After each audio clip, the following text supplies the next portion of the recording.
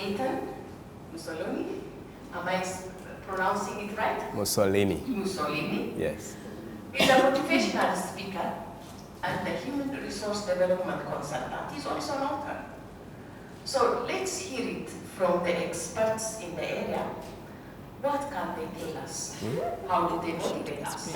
Yes, and how do we make sure as we are closing the year and preparing for the new year, what do we do differently in terms of our career development? Okay? If I have to count the number of promotion, we will have about 9 or 10 this year alone for Uganda office. But it's not about that. It's about you and where you're going. With that, let me invite Ethan to come and motivate us. Please come in. Thank you so much. If you have questions, please write them. Thank you, Amy. Good morning, ladies and gentlemen. How are you doing? It's a wonderful day at UNICEF, so even if you didn't have a wonderful day so far, just pretend and give your neighbor high tens and say, it's a wonderful day at UNICEF. Smile, eh? Give them high fives, and tell them it's a wonderful day at UNICEF. So we want to see how do we stretch our world to have more meaningful and more powerful career conversations. And I like what Paul Coelho is one of my favorite authors. Any of you is familiar with Paul Coelho? By show of hands? Yeah, he's one of my favorite authors. Please check him out. He has wonderful books. If you go to Aristotle, check him out. He says that one day you wake up and there won't be any more time to do the things you've always wanted to, that you always wanted. Do it now. There is a gentleman, about 1 week ago, there was a gentleman, who I didn't know him really, so I have a Yahoo account, so sometimes I see stories. And there's this former actor, it's called Cassidy, and they were quoting the daughter. And he had just passed on. He used to be a famous actor in the US, and they made this quotation, and the quotation, the daughter was quoting his last words. His last words were, so much wasted time. So much wasted time. He died at the age of 66. Now, I'm hoping that we are not turn relevant and tell them, I hope you're maximizing your time, my friend. Because that's the last word, that's the last statement one would want to do. A painful statement one would want to do. The good thing is that you and I still have a breath and we can change it. People have possibilities and ideas, but no plan. Sometimes what I find exciting is we sit around, do strategic plans for an organization like UNICEF, we spend a weekend, but the question is that usually sometimes bothers me, how often do we actually even have our own personal strategic plans? How many of us have a personal strategic plan? This is the only organization where at least 12% of the people have. At least let's give a hand to those who have. But as you've noticed, at least 85% of us don't have a strategic plan. But we've invested our lives to create strategic plans for UNICEF and possibly even organizations where we've been before. Yes or yes? Yes. So part of the challenge I'm going to throw into your table before your eyes is how can you create your own strategic plan before the end of the year? You know, depending on where you've been, sometimes it could be that the ultimate dream was to work with a UN agency. Like for me, knowing where, because I'm from a very humble background. So I was born in a place called Ruti. Ruti is a small trading center, 3-kilometer Mbara-Kabale Road. I lost my mom when I was 9, lost my dad when I was 17. My dad had only 2 years of schooling. And I know what it means to live on 1 meal a day, whereby it's a cup of porridge around 4 p.m., because it's between lunch and supper. I know what it means to sleep on a mattress where it is just a sack with grass inside. You turn, the grass pinches you, turn right, it pinches you. Possibly that's why I've struggled to put on a lot of weight, to be like my brother there in the center. Yeah? I think for him he had a proper mattress. You can't see even how he laughs. He laughs with a rhythm, okay? And, you know, so those are the circumstances I grew up in, and I used not to believe in myself. I was told that my head was like that of a grinding stone.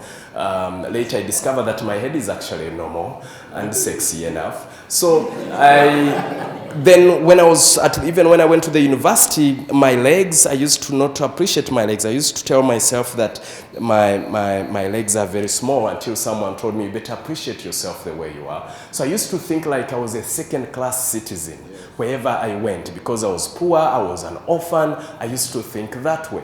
So, but fast forward today, by paying attention to some of these things I'm going to share with you, you know, here I am consulting for some of the biggest organizations in the world and being 25 countries, authored four books and married already to one wife. And I have a beautiful daughter. But he's advising that I shouldn't go beyond that. So I appreciate your advice. I shall follow your commands. So that's the key thing. So what the point I'm making is, if you're from a humble background like me, if I was to work with UNICEF, I would be feeling like I have arrived. And it's a very dangerous space. You know, there's a gentleman who wrote that book, From Good to Great, that good is the enemy of great. So, and some comfort is the enemy of your future, because that your future is in that space where you're uncomfortable. You have to stretch out. So we have to be careful. I also would like to challenge you that UNICEF does not own your career path. Your career is your responsibility. Yesterday, I was invited to speak at the Cornerstone Leadership Academy. They usually have young leaders they empower. And so I was talking about vision and purpose. And the gentleman put up his hand and he asked me, said, Ethan, you're telling us to pursue our passions and be the best that we can be. Me, I'm from Tesoland. One of my dreams is to appear on TV. So, from Tesoland to TV, it's too much. Who will pick me? Who will pick me from Teso? Who's from Teso, by the way? Anyone from Teso? We have 3 people. Yeah, Teso is very far. Let's give them a hand. Yeah? They have come from very far. What they have gone through, give them another hand. It's not a joking subject, my dear. Even to have water inside UNICEF from Teso is an achievement. And so this is what the gentleman said. So for him, this is what he told me. He said, I cannot see someone moving from here to go pick me from Tesoland to bring me here, and then I appear on TV. Then I asked him a question. I said, do you know of any Teso man who plays at least for Uganda Cranes and has appeared on TV? He said, yes. He said, Emma Okwi. I said, okay, great. I said, listen, in life, in your career, if you're waiting for someone to pick you up and put you somewhere else, you'll be in big trouble. You see, there are 2 types of people. There are those who believe that someone else is going to look for you and say, oh, I've prepared a table for you. Sit here, boo-boo, boo-boo, boo-boo. It is here, boo-boo, sit. These are the papers. You're nice. God's blessings. Those moments are very rare. They are very rare. Me, I believe in what I call the leapfrog theory. The leapfrog theory, according to Musolini. You know, with a frog, you don't invite it. It doesn't wait for invitation. You are seated, having your own things, then before, boom, it appears. Says, I've arrived. It announces its arrival. So when I look back,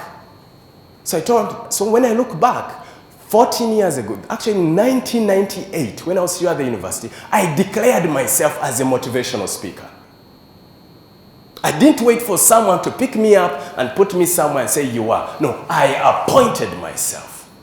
So I told this gentleman, I said, look, you have to appoint yourself to be somewhere. No one is going to do this for you. You have to move from Tesoland, go where the clubs are, and make and knock until you say, give me 5 minutes to prove myself.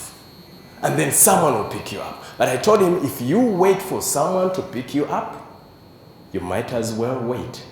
You might as well wait. Turn to him and tell him, you have to appoint yourself. Turn to him and tell them, you have to appoint yourself. You have to appoint yourself. Hello, are you hearing me? Your career is whose responsibility? Your responsibility. So it's very easy to keep pointing, am I manager, this manager, am I supervisor? No, you came alone. The manager is also looking above, saying, You think think these people, you think they are not looking above, these two here. Trust me, they are including this. You see him smiling, but trust me, he's also looking up. So the point I'm making is they also have their own lives. They also have their own dreams and careers they want to pursue. But at the end of the day, your manager, your supervisor is not the one who is going to pay school fees for your children. It's not the one who is going to write your biography by the end of your life. It is whose life? My life. Turn them and tell them, it is your career, stop looking at me. That when you don't prepare other people take your desired positions or jobs. How many of us have ever been there, you're just seated still in your comfort zone, someone comes and zooms past you, and you're like, how did that happen? And then you start saying, these people are unfair. How? Why? How? Why? But you know what? You were seated relaxing, and someone was, right now as we speak, someone is preparing day and night to bypass you, whether they are here or not yet. And they're like, if I ever get an opportunity to step in, UNICEF will see what I'm made of. Because that's what they are declaring. They are hungry for success. And it's tough out there, especially in the development agencies. Some people have lost their jobs, not because of ability, but because of opportunity. The funding is going low, so trust me, there are so many highly skilled, very hungry, and angry people, whereby once they step in here, you won't know what hit you. If I were you, I would even run out right now and start preparing. Okay? That it's time to wake up and smell the coffee. I know some of you. Now, there are a couple of questions we need to ask ourselves. What can a great career do for you? You see, you need to create self-motivation. And what I mean by self-motivation is you need to go beyond whatever it is. And usually what I advise people, you have to look for something big, something large. Like for me, I have a 3.5-year-old daughter. And I'm expecting another one. I am productive. So, for me, that is a motivator. I'm thinking, oh my goodness, my family is, I'm doubling in size. The family is doubling in size. So you need to look for something beyond your career, beyond the normal papers. What is motivating you? Such that you know, okay, the greatness has to be beyond the position and the paper. There has to be something emotional, something that means something deep for you. Does that make sense? Yes or no? Yes. Okay, good. So you need to think about that. But what could hold us back? And then I'll give you a reflection sheet later. Number one, what could hold you back is thinking that your career ends in UNICEF. To think that UNICEF is the alpha and the omega. Me, I have to figure out, in fact, I need to start planning for my retirement benefits. If you're thinking that way, then you're going to limit yourself. How are you, sir? You're looking at me funny, but I'm a good person, actually. I'm looking to you, you're a good person. Okay, good, thank you. Because he was looking at me with analysis, like, man, UNICEF, I thought it's my end goal here. Now, so, it's not the end. Once you think that it's the end, then you might stop thinking. The other thing is waiting to be spoon-fed.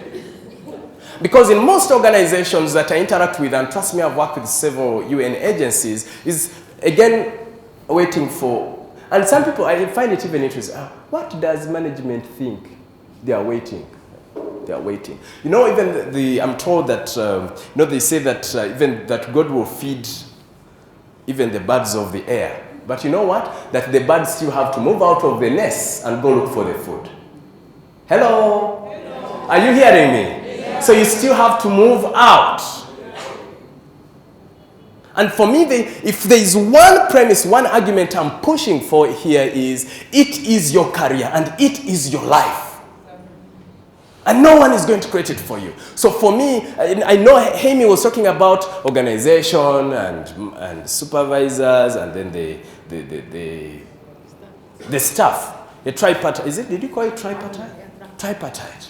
And I'll be honest with you, yes, that in theory, yes. But in reality, if I were you, I would take 100% responsibility. So that for whatever comes from the other corners is a bonus. Not an obligation from these other entities. You push yourself and then, boom, this other thing is a bonus. Hello? Hello. Are we together? Does that make sense? So you take 100% what? Responsibility. Now, I know this may not be fun for you to hear, but that's the reality. That's what I've discovered. For people who make things happen, that's what happens typically. And, you know, I'll give you an example. I attended the Africa Human Resources Conference. It was at Serena, beautiful conference. So I felt inspired to go and sit next to a lady. And I went, sat next to her during lunch. We started chatting. I said, something told me in my heart that something is not right with her career. I said, you seem to be a little stuck in your career. I'm very intuitive. I said, you seem to be stuck in your career. What is it? I even felt inspired to come here. And then she said, and she's in HR. This one is like, which was you. No, I will use you as a case study. Don't worry. For you, you look sharp, so don't worry, okay? It's true, yeah? Yeah, you look. Even the dress is sharp. So I asked her, and this is what she told me. She said, you're right. Where I've been for 12 years. I've been in the same position. And people come, they pass me by. I'm now in my 13th year. I said, what is the problem? She said, you see, I've taken a back seat. And I told her, look, a back seat is not enough. If you take a back seat, guess what? You will remain in the back seat. And I said, you better hurry, and I coach you quickly because you're in big trouble. Because whoever I've coached for at least a year or so, they always see an advancement in their career. So anyhow, if you're waiting for someone to pull you from the back seat, hey, come from the back, come sit in front. Again, you might wait for long. So you have to get in the driver's seat. You're the driver. You don't have to stay in the back seat. Then I tell them, get out of the back seat and get in the driver's seat. Remind your neighbor that get in the driver's seat. And I will tell you, like my wife where she works, she's actually interested in HR. This is what she did. She was in another department, but she wanted to do HR. So she went for a master's program herself. And then now she went to another department and said, I would like to work in this department. Can you give me an opportunity? So you also have to be careful with the excuses. I have no time. I have a young family. So if you skip these sorts of excuses, then you might stay like that. 5, 10 years down the road, you are still in the same position, same title, hello, same salary, and same what? Same work, same whatever. You can add in Same supervisor. Same supervisor.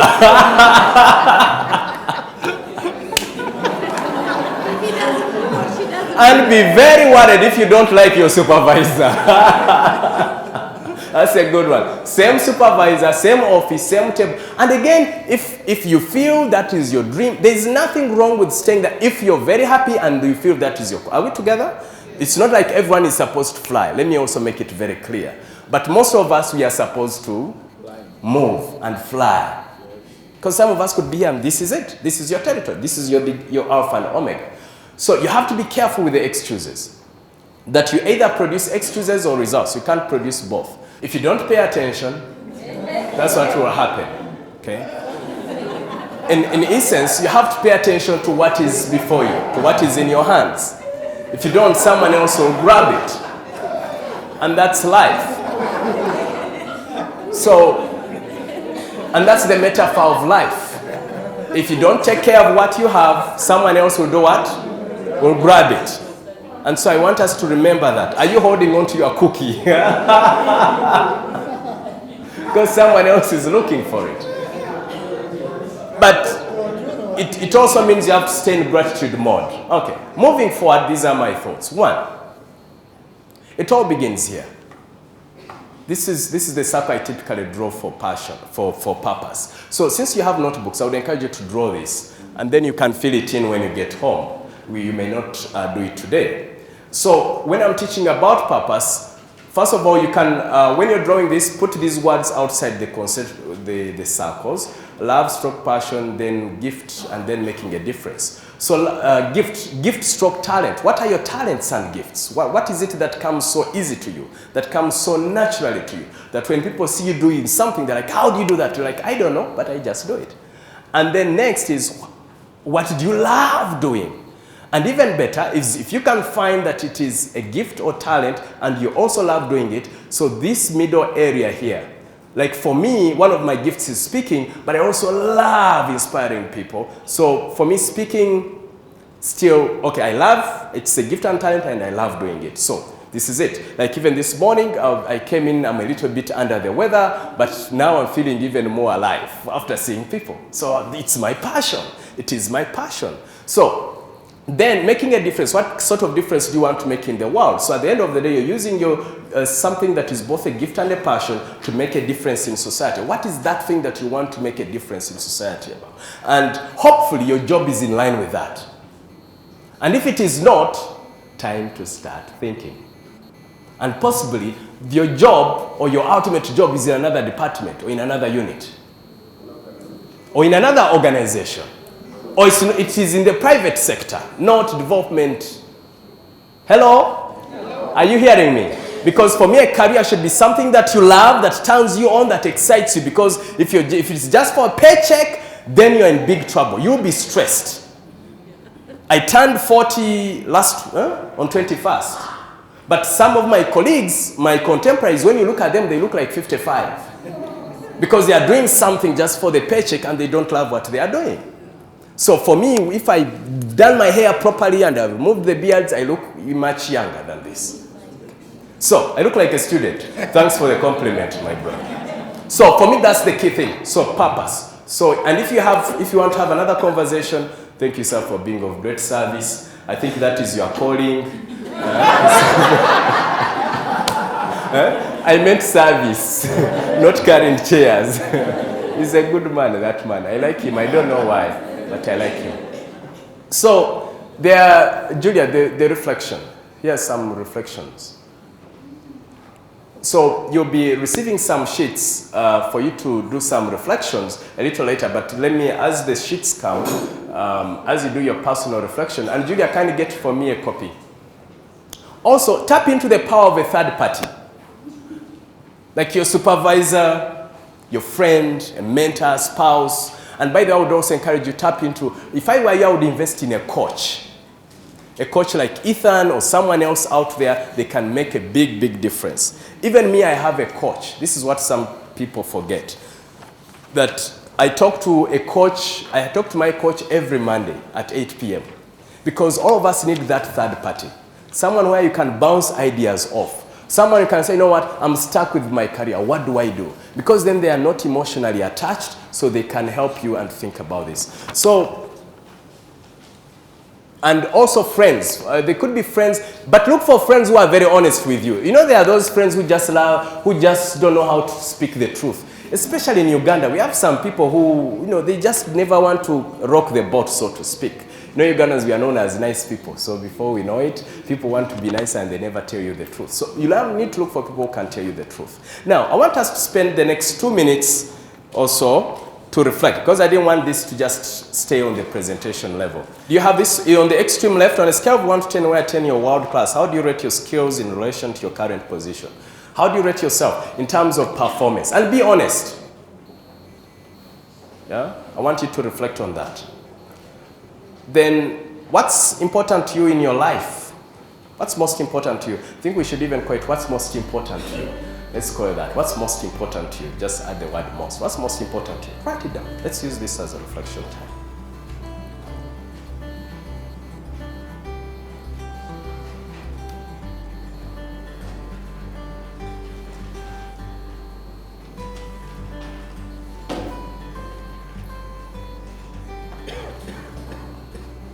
Then there's that section of my goal in the next 3 years. You can call it 3 to 5. So it's okay. 3 to 5 years is to become what? I mean, in your career, in terms of career perspective, where do you want to go?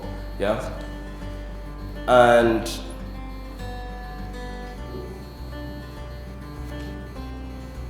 but to go there, if you look at the next. If you look at the lower table, which is on the left, in order to get to level 10, what do I need to learn or study or do? I should also add there do. Because if you look, my assumption is that in the first box, you didn't rate yourself as 10. Did you? Did anyone rank themselves as 10? Okay, good. Lucky you. I would like to meet you and I learn. So for you, before you go to a level, before you can hit your next career goal in the next 3 to 5 years, you have to push yourself towards a level 10. So what do you need to learn, to study, to do? What kind of attitudes do you need to have? Then what skills do you need to develop to not only surpass the level 10 but also hit your career goal? So if you want to hit this career goal of being a manager, whatever the position is that is higher, what skills do you need to develop?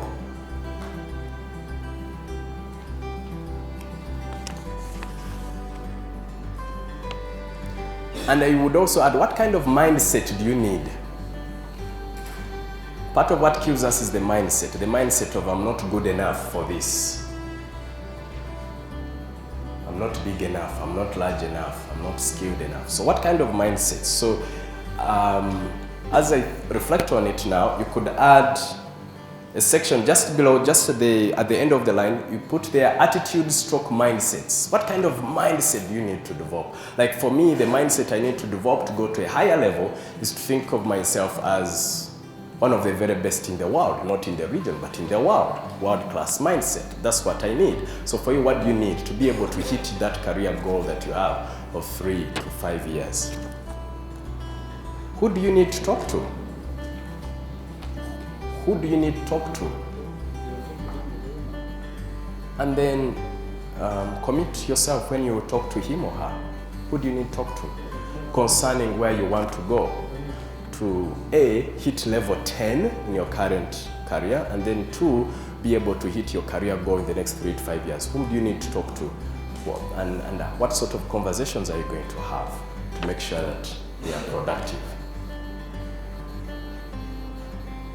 And like I mentioned, at the bottom level, please add there the mindsets and attitudes that you need in place to make sure that what kind of mindsets and attitudes do you need to drop and to develop?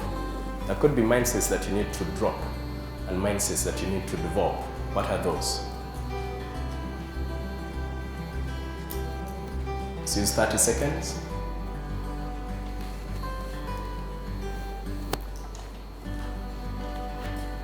Okay.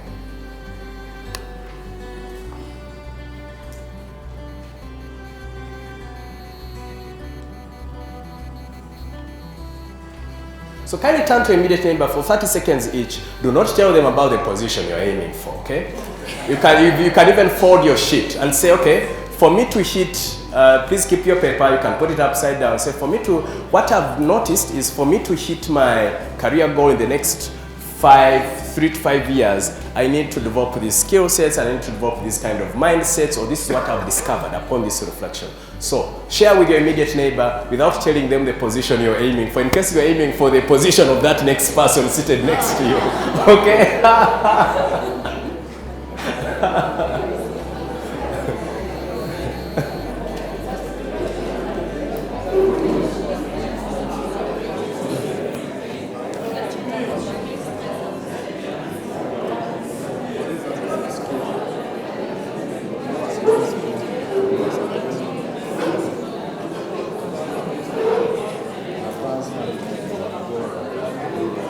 Kindly just play around with this. Okay. Good. So I'm going to recommend to Jaime that she should consider the next person, the person you are talking with. Okay, give your partner high fives. Give your partner high fives. Tell them good luck. Tell them good luck. Tell them good luck. And also assure your neighbor that let me know if I can be of help. Tell them, let me know if I can be of help, okay? All right, good. Thank you for bringing your attention here, okay, good. I'm going to recommend to Jaime to consider whoever was talking to the other party, that one of those fellows becomes a supervisor to the other, because I'm seeing very healthy conversations. You guys didn't want to stop. So the career... Conversation encourage them to have with their hand. Come again? This is what kind, this is the kind of conversation we want you to have with your manager, open, transparent. This is what I want to be, this is where I'm going in the coming X years. Good.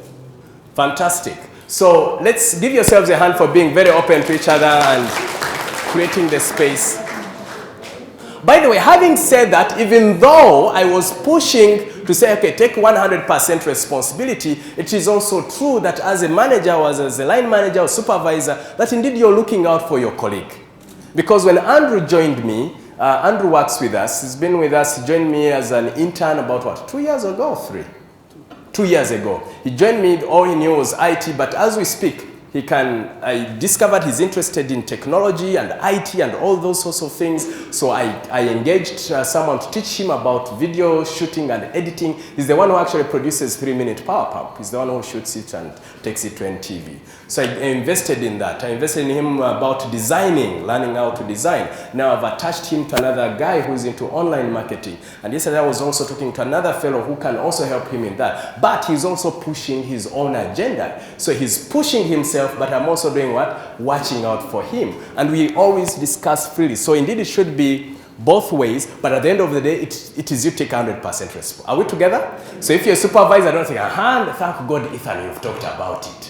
Now I can relax. No, you still have a responsibility. One is you could explore a couple of things. Manage a project. Look for a project and figure out a way to manage it. Serve on a cross-functional team. Look for teams where you could even invest a couple of hours on another team, say after work or whenever you have a bit of space, and see how you can, if you want to. Amy, you told me something. You want to share that, what you'll be doing for 3 hours or something like that? Which I'm planning to do. Okay, just please. I've already briefly talked to my manager. Okay. I would like to spend like 3 hours with him, so that I am aspiring to become a chief of operations. Give her another hand, yeah? But please note that Emma is not the one who came and said, you know what? The Holy Spirit invited me.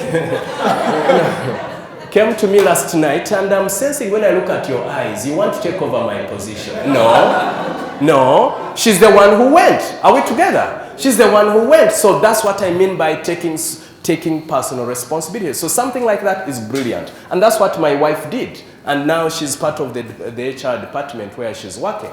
Take on a new task. You see, you need, sometimes you say, my job is boring, but it can be boring if you're doing the same thing over and over and over and over and over. Sometimes you need to change something, and then just like a meal, you cannot, however much you like cassava and porridge and whatever it is, you can't have it every day. So same thing with work. Look for new tasks. Do some job shadowing. I think this is what Hemi is doing with Emmanuel. You do some job shadowing, and hopefully also, if you're a supervisor and someone is aiming for your job, please do not feel threatened. Feel excited, because now it should be that Emmanuel is aiming to be the country rep for Ethiopia, wherever it is. Yeah, that's what it should be. Hello, are we together? So for me, I like the fact that you created the space for her to freely share this with you, and you notice he's not threatened at all. So for me, that's what it means. So can we create space for our colleagues so they can share these dreams and then say, but now you're over dreaming, now where are you headed to? No. Let people dream. Seek a mentor from a different department that you'd like to explore. So again, that's also related to what I've just mentioned. That success isn't the result of spontaneous combustion. You must set yourself on fire. So that's the key. You have to be on fire. Don't ever tell them, fire. You have to be excited about your job. Seriously. Whether you're in the field or you're here, you set yourself on fire and let it catch other people. Say, my manager is not excited about my work. Are you excited about your work? Yeah. These people do not see my life. Then set the papers on fire and they see you. Announce yourself, pronounce yourself. When you're in meetings like this, put up your hand and mention yourself. That's what I call personal branding and marketing. If there are questions to be asked, stand up, mention whatever it is. This Emmanuel here doesn't know you, but if you can't speak up, at least cough and cough hard, and such at least you are acknowledged. But sometimes we hide back. Yeah? And I'm not saying you start coughing right. He has started coughing. That's not the kind of cough I'm talking about, my brother. But you see, The point I'm making is you have to position yourself. You have to market yourself. I'm sure you have newsletters, right? No. Do you? Write articles in New Vision, in Monitor, right? Communicate, have a blog, market yourself, brand yourself, post stuff on social media such that you're always seeing you. Hello, are you hearing me? Yep. Am I speaking to someone? Yep. You have to brand yourself. If I went on your social media page, how are you positioning yourself? If I went on your LinkedIn, what are you publishing? Are you really publishing stuff of, if you want to become an international, it's about children's rights or something, how much have you published the last 90 days online? How much?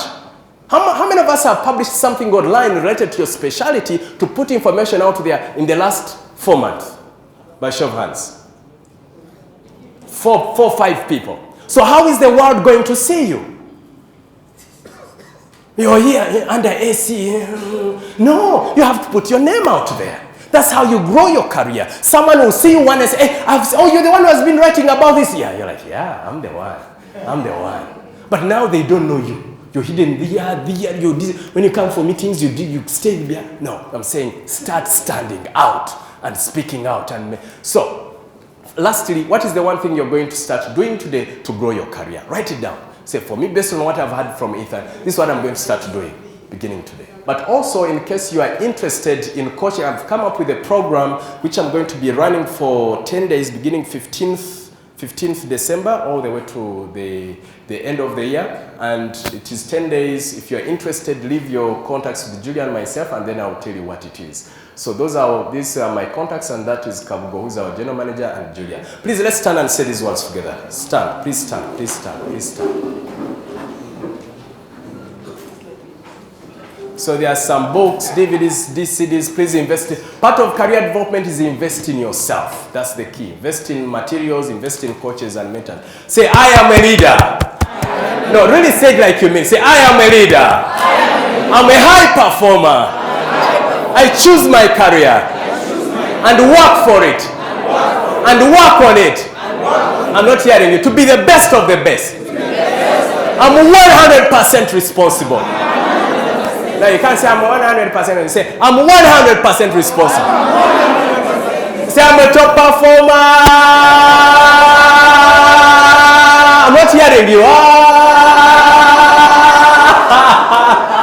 Give yourselves a huge round of applause.